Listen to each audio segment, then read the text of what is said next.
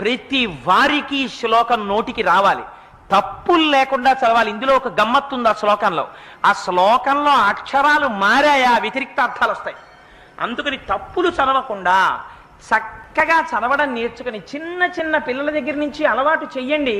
స్నానం చెయ్యగానే ఒక్కసారి అమ్మవారి దగ్గరికి వెళ్ళి ఆ కట్టుకున్న తువ్వాలతోటో అందులో బాలల భక్తికి అమ్మవారు పొంగిపోతుంది. కూర్చుని అమ్మా శరజ్యోత్స్నా శుద్ధాం శశియుత జటాజూటమకుటాం వరత్రా సత్రాన స్ఫటిక ఘుటికా పుస్తకరాం సకృన్నత్వా నత్వా కథమివ సతాం సన్నిదదతే మధుక్షీరద్రాక్షా మధురి మధురీణా ఫణితయః అని రోజు అది చదవడం నేర్పండి. మీరు 1,000,000 రూపాయలు ఇచ్చినప్పుడు మీ మనవణ్ణి రక్షించుకున్న కన్నా ఈ ఒక్క శ్లోకాన్ని మీ మనవడికి మీరు